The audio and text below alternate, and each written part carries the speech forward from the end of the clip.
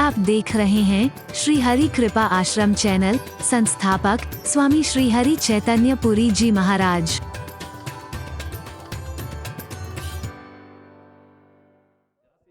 गरम हवा नहीं लगने देगा, ठंडियां छावा हो जाएंगी। मामा ठंडियां छावा, तो गुरु भी तो आपकी माँ है, परमात्मा भी तो आपकी माँ है।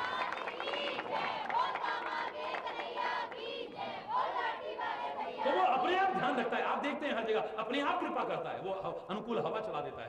ये देखो जरा कैसे चलाता है, दिख रही है? और जरा तेज भगवान जी, हरि बोल। यहाँ नाटक नहीं है, देखो आप तार जोड़ करके देखो तो सही है। यहाँ कोई ढोंग नहीं है, यहाँ कोई पाखंड नहीं है। आप ऐसा जीवन बना के देखो, आपको लगेगा नहीं एक सेकंड भी भगवान जी हमसे दूर है। एक एक क्षण आपके साथ है। वो कदम कदम पर तुम्हें संभालने वाला है। वो गरम गरम लू से तुम्हें बचाने वाला है। वो ताप से बचाने वाला है, दुखों से बचाने वाला है, कष्टों से बचाने वाला है। पर तुम भी अपना जीवन परहित में बनाने की कोशिश करो। हरि बोल। परोपकार में बनाने के, स्वार्थ में जीवन जीने की कोशिश मत करो पशु पक्षियों की तरह। अपने इन घोड़ों को परोपकार की तरफ ले जाओ, स्वार्थ की तरफ मत ले जाओ। ये आंखें देखेंगी ना, यहां मेरा स्वार्थ है तो मामला गड़बड़ हो जाएगा। फिर आप कुछ भी गलत करने के लिए तैयार हो जाओ। आपकी जबान पे अगर स्वार्थ आ गया, अपना स्वार्थ आ गया, तो आप कुछ भी बोलने के लिए तैयार हो जाएंगे, कुछ भी बोलने को तैयार हो जाएंगे। आपका अगर कोई स्वार्थ होगा, चाहे वो बातें अच्छी नहीं लग रही, लेकिन कुछ भी सुनने को तैयार हो जाएंगे। आपका स्वार्थ अगर आ गया है तो आपको उस महक से बुरा हाल हो रहा है। बैठा नहीं जा रहा वहां पे, लेकिन कुछ भी सूंघने को तैयार है। शराबियों के पास भी बैठे हुए हैं, लगभग स्वार्थ है आपका। झेला नहीं जा रहा, लेकिन मजबूरी में बैठे हैं। आपका स्वार्थ अगर आ गया, ये पैर फिर आपको कहीं भी ले जाएंगे, दिमाग कहीं भी ले जाएगा। अगर आपका स्वार्थ आ गया है, इन घड़ों पर एक और कंट्रोल का तरीका है, इन्हें परोपकार की तरफ लगा दो। इन इंद्रियों को परोपकार की तरफ लगा दो, इससे किसी का कुछ भला हो जाए। और कल मैंने आपसे कहा भी था, किसी के काम जो आए उसे इंसान कहते हैं, उसे इंसान। पराया दर्द पहचाने उसे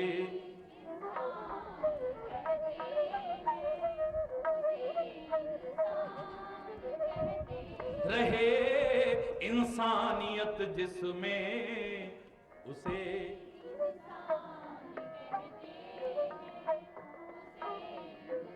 पूरा भजन नहीं सुना रहा, सार सुना रहा हूं। गलतियां हो गई हैं, कोई बात नहीं, पर जो गलती को ना दोहराए उसे।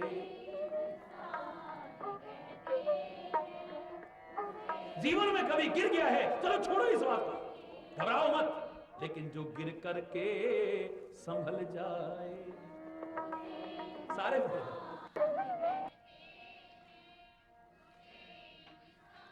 और खाली खुद गिरना तो बहुत दूर की बात है, दूसरा भी कोई गिर रहा है उसे भी उठाने की कोशिश करे। द्रौपदी की तरह मजाक उड़ाने की कोशिश न करे। जो गिरतों को उठाता है,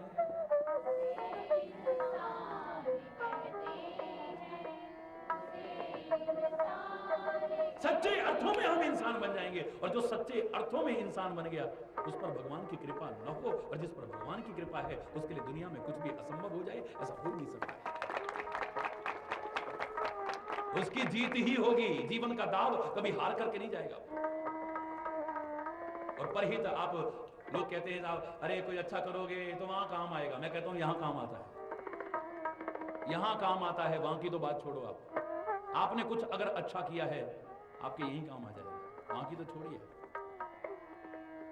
वही अगर आपकी मेहनत से या किसी पुराने कर्मों के कारण, भाग्य से या ईश्वर की कृपा से आपको धन मिला, आपने शराबों में बर्बाद किया, आपने मुकदमेबाजियों में बर्बाद किया, आपने अय्याशी में बर्बाद किया, आपने अपनी शान शौकत के लिए बर्बाद किया। अगर कभी भगवान ना करे धन ना रहा, तो लोग आपका मजाक उड़ाएंगे, मदद नहीं करेंगे, कहेंगे हाँ तब तो अपने आप को कुछ समझ, दूसरे को कुछ समझता नहीं था, तब तो अपने जैसा किसी को समझता नहीं था भाई, तब तो बड़े अकड़ में। अब भोगो अपने, हमें कभी भाई कुछ दे दे यार, अब कुछ मदद की जरूरत है। मैंने कहा तू देगा कहां से वापस? अरे वो अब कहां से देगा तू? तेरे पास कुछ बचा ही नहीं है, तूने बर्बाद कर दिया है और तेरी आदतें इतनी गंदी हैं, हम तेरे को दे भी दे, क्या भरोसा है तू फिर बर्बाद कर देगा? ना बाबा ना, हम मुसीबत में नहीं पड़ते। और अगर वही धन आपने इस तरह से बर्बाद ना किया होता, किसी अपने साथी की, किसी अपने पड़ोसी की, किसी गरीब की, किसी मजबूर की अगर आपने मदद की होती, किसी को इस लायक बनाया होता कि आज वो सामर्थ्य से परिपूर्ण हो गया है, तो भगवान न करे कभी आपके पास ना रहा तो आपको जाना नहीं पड़ेगा, लोग आपके पास दौड़ दौड़ करके आएंगे, देखो जी आज हम जो कुछ हैं आपकी वजह से हैं, हमारे पास तो खाने को नहीं होता था, आप उस टाइम हमारी मदद ना करते, आप हमें उस टाइम ना पढ़ाते, आप हमारी दुकान पर थोड़ी मदद ना करते, आज हम इस लायक ना होते, आज जो कुछ हमारा है आपका है, आप कहो हम अपनी जान भी आप पर कुर्बान कर देंगे, क्योंकि आपका ही दिया हुआ आज हम खा रहे हैं। 1000 आदमी आपको यहां पर इकट्ठा हो जाएगा मदद करने वाला। बोलिए, ये खाली कहानी किससे नहीं है, मैंने देखे ऐसे लोग जिन्होंने धन का सदुपयोग किया है, अपनी शक्ति का सदुपयोग किया है, सामर्थ्य का सदुपयोग किया है, उनको यहां 1000 लोग आगे अपनी जान तक कुर्बान करने को आ जाते हैं, और जिन्होंने दुरुपयोग किया है उनका मजाक उड़ाते हैं, अरे बड़ा बनता था, अब देखो क्या हालत हो रही है। बोलो, ये परहित अगर आपके जीवन में होगा, इसका तो आपको यहीं पर फल मिल जाएगा। आपको जिसने इस लायक बनाया हो, क्या उसकी मदद करने को तैयार नहीं हो गया? फिर तो एहसान फरामोश हो जाओगे, और एहसान फरामोश तो बड़ा गंदा होता है। हरि बोल। तो इन घोड़ों पर इस रथ को जोड़ो, इस रथ में इन घोड़ों को जोड़ो, कौन कौन से? बल, बोलो, बल, विवेक, दम, इंद्रियों का दमन, परहित, घोड़े, ऐसे घोड़े जोड़ो इसमें, और फिर देखो ये रथ कैसा चलता है। हाय हाय हाय, क्या मस्त आपका रथ चलेगा, दुनिया देखती रह जाएगी, दंग रह जाएगी, और किसी की हिम्मत नहीं होगी तुमसे मुकाबला करने की। आपके रथ को देख करके ही आदमी सोचेगा कि इसको कैसे भेदूं मैं, इस पर कैसे तीर चलाऊं मैं। दम विवेक, बल विवेक दम परहित घोरे, और क्षमा कृपा समता रज जोरे। और रस्सी कौन सी लगाना उसको जोड़ने के लिए?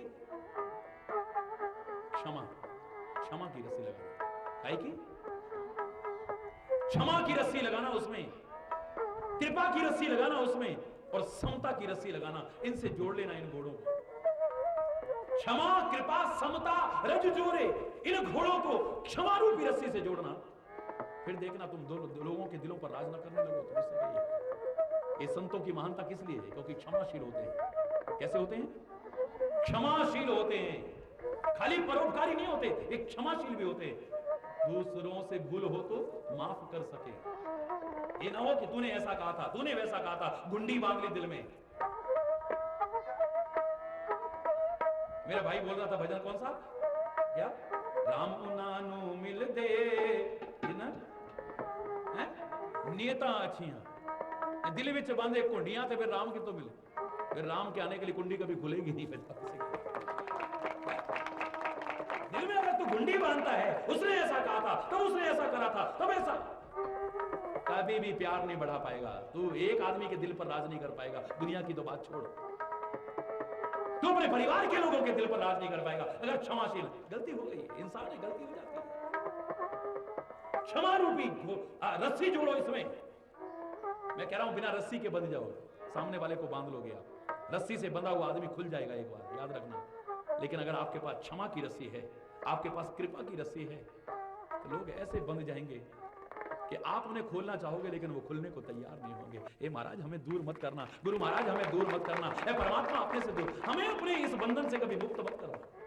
हर आदमी बंधन मुक्त होना चाहता है, लेकिन प्रेम के बंधन से कोई मुक्त नहीं होना चाहता है, गुरु से कोई दूर नहीं होना चाहता है, संत से कोई दूर नहीं होना चाहता है, भगवान से कोई दूर, क्योंकि वो क्षमाशील है, क्योंकि वो कृपा करने वाला है, क्योंकि वो समता का, सबके साथ समान व्यवहार रखता है।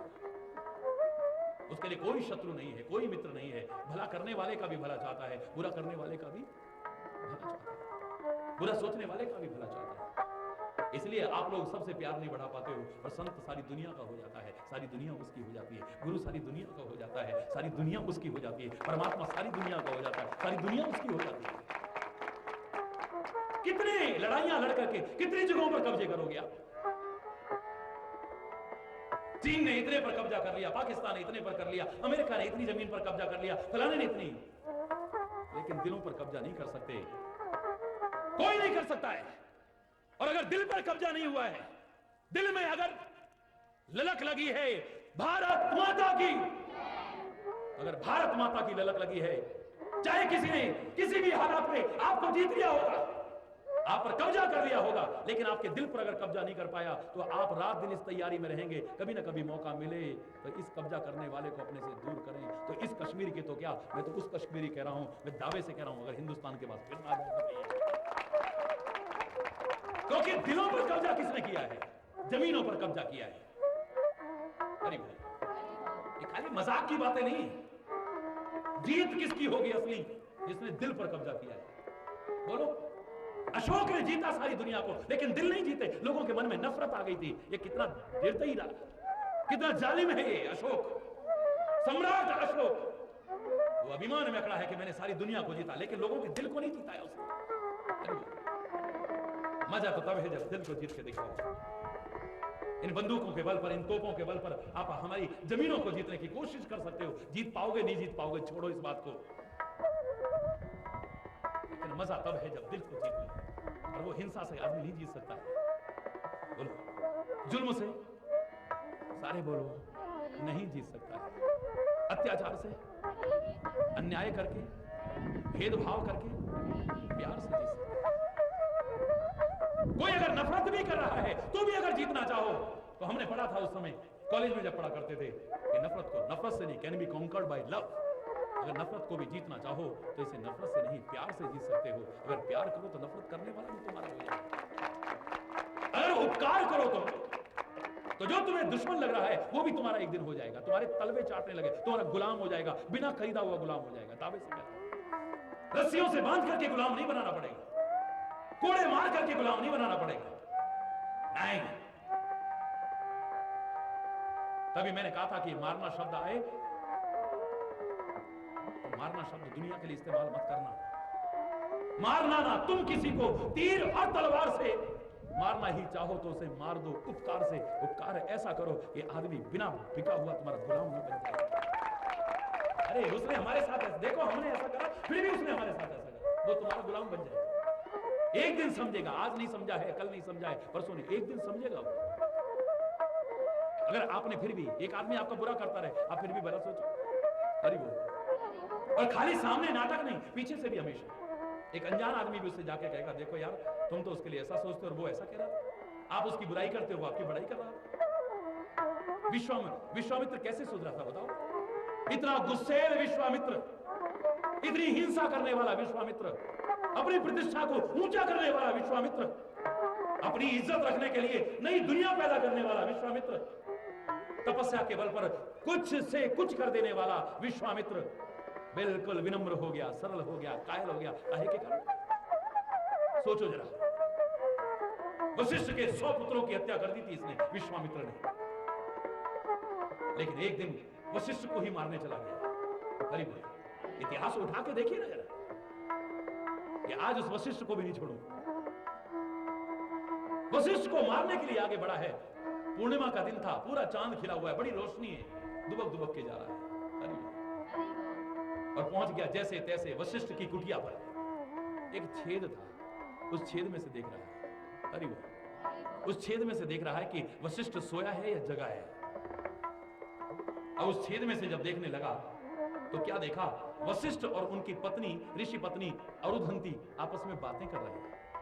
अब जब आंखों ने देखा कि बातें कर रहे हैं तो सुनने को मन हुआ कि क्या बातें कर रहे हैं। अरे वो, अरे वो, हरि बोल। तो वशिष्ठ और अरुधंती क्या बातें कर रहे हैं ये सुने क्यूरियोसिटी हुई। अब आंखें नहीं देख रही, अब कान सुन रहे हैं, और अंदर क्या सुनते हैं? ऋषि पत्नी अरुधंती कह रही है, हे स्वामी देखो ना चंद्रमा कितना सुंदर लग रहा है, पूर्ण चांद खिला हुआ है, कितनी रोशनी है।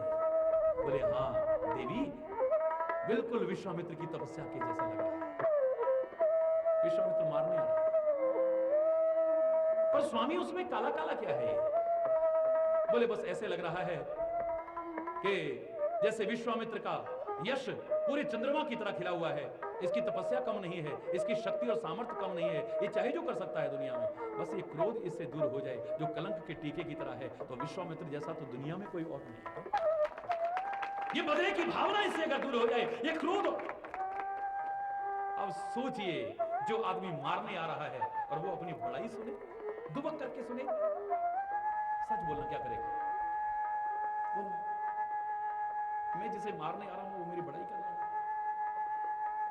विश्वामित्र तो आकर के पैरों में गिर पड़ा, और जब पैरों में गिरने लगा है तो वशिष्ठ कहता है बस वो चीज भी दूर हो गई है जो मैं अभी थोड़ी देर पहले हे ब्रह्म ऋषि कह रहा था। अब तो तुम्हारी जगह यहां नहीं, मेरे दिल में जगह है, उठो और अपने दिल से निकलो। ये ऐसी रस्सियां हैं जिनसे बंधा हुआ आदमी कभी खुद खुलना नहीं चाहेगा। आदमी बंधन से मुक्त होना चाहता है, कोई भी बंधन क्यों ना हो, आदमी को अच्छा नहीं लगता है, खुद बंधन से मुक्त होना चाहता है। लेकिन ये प्यार के बंधन, परोपकार के बंधन, ये क्षमा के बंधन, ये कृपा के बंधन, ये संतता के बंधन ऐसे हैं कि इनसे आदमी खुद चाहेगा ही नहीं छूटना। आपसे दूर ही नहीं होना चाहिए, आप बांध के रखो, हमें कभी दूर मत करो। हरि बोल। तो ऐसे घोड़े हों, और घोड़ों पर रस्सी होती है, कौन सी रस्सी हो? क्षमा, बोलो, कृपा, समता, रज जोरे। रज्जु माने रस्सी, इस रस्सियों से जुड़े हो। संत के अंदर सबसे बड़ी विशेषता क्या है? महापुरुष के अंदर सबसे विशेषता क्या है? परमात्मा के अंदर सबसे बड़ी विशेषता क्या है? इस पृथ्वी माता के अंदर सबसे बड़ी विशेषता क्या है? ये क्षमाशील है, परोपकारी है। मैंने बताया ना एक बार कि संत को प्रणाम करने आगे बढ़ा, वेश देख करके, बचपन में जब छोटा सा था, ईश्वर की कृपा से मैं प्रणाम करने अभी पहुंचा भी नहीं वहां तक, मन में आया था, लेकिन पीछे से किसी ने गाली दी, मुझे नहीं, उस संत को गाली दी। मैंने उदाहरण सुनाया था एक, अरे वो उस संत को गाली दी पीछे से, लेकिन संत ने मुड़ के भी नहीं देखा। उसके बाद उसने और भी गंदी गाली दी, लेकिन संत ने फिर भी मुड़ के नहीं देखा। मेरे मन में आया ये बहरे तो नहीं है, या फिर बड़े महान संत हैं। मैं आज तक कान पकड़ के माफी मांगता हूं, इतने महान संत के लिए मेरे मन में इतने अच्छे संस्कार होते हुए इतना गंदा भाव क्यों आया? मैं आगे बढ़ा और बड़ी मूर्खता की मैंने, अपनी मूर्खता बताने में कोई शर्म नहीं है। परीक्षा लेने के लिए जानबूझ करके धीरे से बोला, उनके चरणों में गिर के, महाराज जी। और ऊपर से ऐसे लगा कि प्यार का कोई दरियाव फूट पड़ा है। दरियाव भी कहना कम है, समुद्र फूट पड़ा है। वो प्यार है संतों के पास, महापुरुषों के पास। उठा बेटा, उनकी इस आवाज को सुन के तो आंसू आ गए, रोंगटे खड़े हो गए मेरे। इतना महान संत। मैं फिर वापस झुका और उनके पैरों की धूल लेकर अपने सिर पर लगाई, और मैंने कहा, महाराज पहले तो मेरे को माफ करना, मेरे मन में बड़े गंदे विचार आए आपके। कोई नहीं बेटा, कोई नहीं। उठाया, मेरे को गले से लगा लिया। चलो, मैंने कहा बाद में बात करेंगे, लेकिन महाराज जी पीछे से कोई गाली दे रहा था। तो संत बड़े आराम से कहते, दे ही तो रहा था, बड़े आराम से संत कहते हैं, दे ही तो रहा था, ले क्या रहा था? मैंने कहा, महाराज इतनी गंदी गाली? बोले, बेटा जिसके पास जो होगा वही देगा ना। इनके पास गालियां हैं, इनके पास दुर्व्यवहार है, इनके पास गुस्से हैं, ये वही उगलते हैं। और हमारे पास क्षमा है, हमारे पास कृपा है, हमारे पास उदारता है, हमारे पास सुहृदता है, हमारे पास दया है। हम इन्हीं गुणों को देते हैं। अगर हमने इन चीजों को छोड़ दिया तो हम इनसे गए गुजरे हो जाएंगे कि दुष्ट दुष्टता न छोड़े और संत संतता को छोड़े। अब बोलिए, ऐसे आदमी का आदमी बिना खरीदा गुलाम न हो जाएगा? जिसके पास क्षमा है, ये क्षमा कायरों का आभूषण नहीं है, ये वीरों का आभूषण है, ये महावीरों का आभूषण है। वीर भी क्षमा कर सके न कर सके, पर महावीर क्षमा कर सकता है। इतना महान व्यक्ति क्षमा कर सकता है, क्षमाशीलता आ जाती है उसके अंदर। और ऐसे व्यक्ति का तो हर कोई अपना बन जाता है। कोई बात नहीं, गलती हो गई। कायर क्षमा नहीं करेगा। कायर क्या क्षमा करेगा? जिसके पास शक्ति नहीं है, ताकत नहीं है मुकाबला करने की, वो कहते ऐ जाओ क्षमा करा। अरे आ जा तू इधर, क्षमा कैसे कर रहा है? तो आ तो सही। और ताकत हो फिर आदमी क्षमा कर दे, सामर्थ्य हो फिर आदमी कह दे, नहीं जाओ जाओ, तुम्हें माफ किया, तुमसे गलती हो गई। क्षमा का तात्पर्य कायरता मत समझना कभी भी। क्षमा वीरों का आभूषण है, कायरों का आभूषण नहीं। हाँ, अति होने पर तो परिणाम हमेशा उल्टे भी हो जाते हैं। अति सर्वत्र वर्जयेत। चंदन बड़ा शीतल होता है, लेकिन अति रगड़ते जाओ तो उसमें भी चिंगारी निकल आती है। इसलिए मैं उन लोगों से कहा करता हूं जो इस तरह का आतंक मचा रहे हैं, हिंसा मचा रहे हैं, कि देवताओं मैं तुम्हें हाथ जोड़ के कहता हूं सद्बुद्धि ले आओ। परमात्मा से भी प्रार्थना करता हूं इन्हें सद्बुद्धि दो। ऐसा ना हो कि अति हो जाए और लोगों में विद्रोह हो जाए, फिर इन्हें समझाने वाला कोई नहीं होगा और तुम्हें बचाने वाला कोई नहीं होगा। क्षमा करना, फिर तो शीतल भी चिंगारियां छोड़ने लगेंगे। अरे क्योंकि चंदन बड़ा शीतल है, लेकिन अति हो जब हो जाए, रगड़ते रगड़ते रगड़ते उसमें भी चिंगारी निकल आती है। क्षमाशील है। हमारे भारत में इन्हीं गुणों पर बल दिया गया है, क्षमा पर, कृपा पर। और इसका तात्पर्य नहीं कि हम कायर हैं, कोई हमारी कायरता ना समझे इसे। शक्ति और सामर्थ्य होते हुए युद्ध न चाहना ये कायरता नहीं है। परमात्मा श्री कृष्ण भी, आपने नाम सुना है रणछोड़ जी? कृष्ण का एक नाम अनंत नामों में पड़ा था, रणछोड़ जी। क्या पड़ा था? युद्ध छोड़ करके भाग गए थे। क्या छोड़ के भागे थे? युद्ध। यहाँ की भाषा में कितना प्यारा, क्योंकि डोगरी को तभी कहते बड़ी मीठी है। इस पे तो गाने भी बने हुए, गीत बने हुए। डोगरी बड़ी मीठी भाषा है, बहुत मीठी, बड़ी प्यारी भाषा है। समझ रहे ना आप कि आखा दे माने समझ रहे? इसको मीठी बनाई रखना, इसको कड़वी मत करना। ये आप पर निर्भर करता है कि इस बात को सिद्ध करके दिखा दो कि जवान कभी भी कड़वाहट नहीं करता, इससे कभी भी कड़वा शब्द नहीं।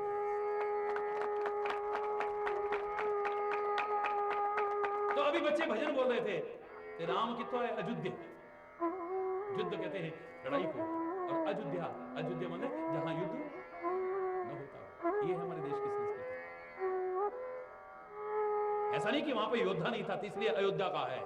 योद्धा तो ऐसे ऐसे हैं जो सारी दुनिया को पलट करके रख दे, लेकिन युद्ध नहीं चाहते हैं, इसलिए अयोध्या का है उसे। युद्ध नहीं चाहते हैं,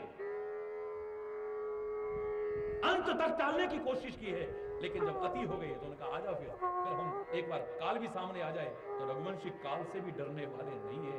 भारत वाले इस काल से, यमदूत से भी डरने वाले नहीं है। फिर तो उसका भी डट करके मुकाबला करते हैं, जान तक की परवाह नहीं करते हैं। इस मुल्क पर हर कोई कुर्बान होने को तैयार है। इतना चल रहा है।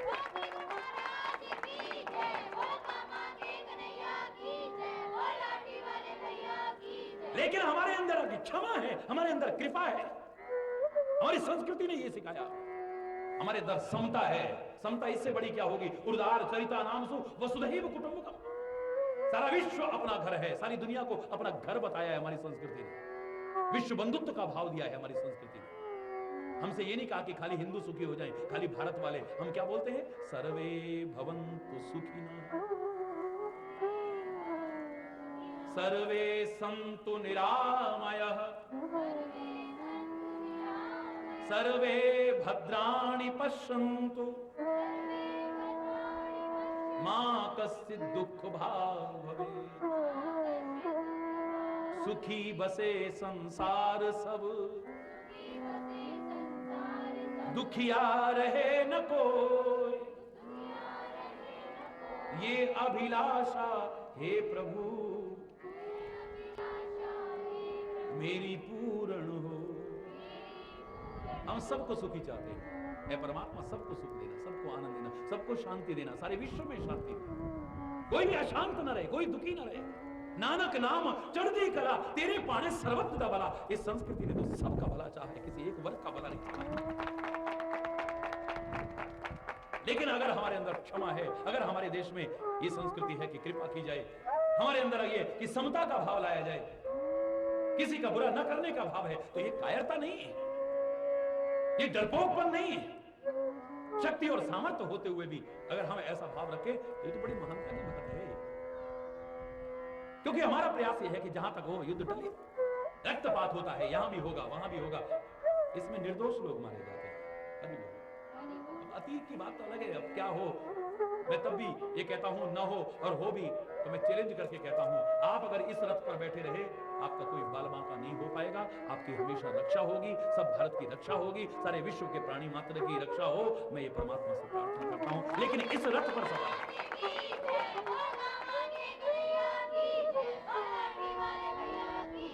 तो यहां और क्या देखे जा सकता हूं। आप मुझे इतना प्यार दे रहे हो। मैं कल यही कह रहा था वहां आरएसपुरा में भी, सीमा पर बैठ करके भी, इतने गोलीबारी के बीच, इतने संघर्ष में जीवन जीते हुए, कांटों पर चलते हुए तुम महाराज जी पर फूल बरसा रहे हो। तो फिर तो हमें ही शर्म आए अगर आपके रास्ते के सारे कांटे न बुहार दे, तो आपके कदम के सारे कांटे दूर कर दे। इतना कष्ट परिपूर्ण कांटों पर जीते हुए आप हमारे पर फूल बरसा रहे हो। कमाल है। आपके मन में संतों के प्रति इतना प्यार है, आपके मन में गुरुओं के प्रति इतना प्यार है, इस संस्कृति के प्रति इतना प्यार है, तो फिर महाराज जी भी आपसे कम प्यार नहीं रखते हैं। परमात्मा भी फिर आपसे कम प्यार नहीं रखता है। इतना प्यार रखता है कि शायद तुमने कभी सोचा भी ना हो, या तुम्हें कोई दे भी नहीं पाएगा दुनिया में, जितना प्यार हो तुम्हें। आपके सारे कांटे भी उहाड़ देंगे, कांटों को दूर करने का रास्ता बता देंगे। तो परमात्मा कृष्ण तक रण छोड़ के रहने में कोई शर्म नहीं की उसने। रणछोड़ जी के मंदिर तक बने हुए हैं। रणछोड़ जी के मंदिर, लोग मजाक उड़ाते हैं, कृष्ण जी बड़े कायर थे। अरे कुरुक्षेत्र के भयानक युद्ध में बिना शस्त्र के सीना तान करके डटे रहने वाला वो कृष्ण ही हो सकता है, और वहां भी गीता का और धर्म का उपदेश देने वाला कृष्ण ही हो सकता है, दूसरा कोई नहीं हो सकता है। वो कायर नहीं है, उसने युद्ध टालने की कोशिश की थी, मथुरा के लोग मर जाए। वो रणछोड़ नाम पढ़वाने में भी उसे कोई शर्म नहीं आई। रणछोड़ जी महाराज कहते हैं भगवान कृष्ण को, उनके मंदिर भी बने हुए। आप द्वारका में जाइए, रणछोड़ जी का नाम पढ़ा, मंदिर है, लेकिन किसके लिए? इसलिए कि जहां तक हो ये खून खराबा, बोलो ना, टल जाए, ये अशांति टल जाए, ये युद्ध की स्थिति टल जाए, वैर विरोध टल जाए, हिंसा का तांडव बंद हो जाए। और जब अति हो गई है तो कृष्ण ने भी युद्ध किया है, अति हो गई है तो राम ने भी युद्ध किया है, अति हो गई है तो गुरु गोविंद सिंह ने भी युद्ध किया है, जब अति हो गई है तो किस किस ने युद्ध नहीं किया है। जब अति ही को सिर पर चढ़ाएगा तो फिर हम भारतवासी भी इस मां की लाज बचाने के लिए फिर अपने खून तक की परवाह नहीं करेंगे, अपने जीवन तक की परवाह नहीं करेंगे। और मैं दावे से कह रहा हूं, उस समय माला लेकर के हरिचेतन नहीं बैठेगा, संत नहीं बैठेंगे। सबसे पहले आपको शिक्षा देने से पहले, सारे राष्ट्रवासियों को शिक्षा देने से पहले वो संत भी इस देश की रक्षा के लिए, सीमा की रक्षा के लिए सबसे पहले आगे। ये खाली भाषण नहीं है कोई, लेकिन हमारे पास संस्कृति ऐसी है, वो कहती है इस रथ पर बैठे रहना, क्षमा, कृपा, समता, रज जोरे, इन रस्सियों से बांधे रखना इन घोड़ों को, तो फिर देखना आप ये रथ बड़ा अच्छा चलता रहेगा। और एक बात और याद रखना, रथ कितना भी सुंदर हो, लेकिन रथवान अगर अच्छा ना हो तो कहीं भी पराजय का सामना करवा देगा। कहां कैसे निकाल के रथ ले जाना है अगर ये पता ना हो, तो इतना अच्छा सारथी, इतना अच्छा रथवान दुनिया का कोई आदमी तो नहीं हो सकता। कौन हो सकता है? कौन हो सकता है? ईस भजन सारथी सुजाना, ईस भजन। और इस रथ का सारथी बना लो किसको? परमात्मा के भजन को, परमात्मा को, सदगुरु को। अगर उसे तुमने सारथी बना लिया है तो फिर कितना भी भयानक संग्राम क्यों ना हो, आपको डरने की आवश्यकता नहीं है। आगे सारथी ही बैठा होता है और वो कितनी कृपा करता है। तीर पहले मुझे बेंधेगा तब मेरे भक्त तक जाएगा, तब रथ में बैठे वाले आदमी पर जाएगा। सामने से कुछ होगा तो पहले ड्राइवर पर आक्रमण होता है, तब पीछे होता है। और ऐसा ड्राइवर सारी दुनिया को चलाने वाला अगर हमारे जीवन रथ को चलाने वाला बन जाए, हम उसे बना ले, अपना जीवन का सारथी बना ले, अपने जीवन के रथ की बागडोर अगर परमात्मा के हाथों में सौंप दे अर्जुन की तरह, तो कितने भी भयानक युद्ध में ले जा, कितनी भी सामने सेना हो, तुम्हारा बाल बांका भी नहीं होगा, जैसे अर्जुन का नहीं हुआ, जैसे पांडवों का नहीं हुआ। मैं दावे से कह रहा हूं, अगर आपने ईश्वर के भजन को, ईश्वर को, सदगुरु को अपने जीवन रथ का सारथी बना लिया है, तो ये रथ बड़ा अच्छा चलेगा, मस्ती में चलेगा। ये इसकी चाल को देख करके बड़े बड़े हस्ती भी दंग रह जाएंगे। अरे ये रथ फिर कभी टूटेगा नहीं, ये रथ कभी रुकेगा नहीं, ये रथ कभी झुकेगा नहीं, ये आगे आगे बढ़ता रहेगा। और जब तक जीत हासिल नहीं हो जाएगी, ये तब तक आगे बढ़ता रहेगा। और भी इसमें बहुत कुछ है। तलवार कौन सी हो, तरकश कौन सा हो, धनुष कौन सा हो, बहुत चीजें हैं। बाकी कल आज यहीं पे अगर कोई गलत शब्द निकला हो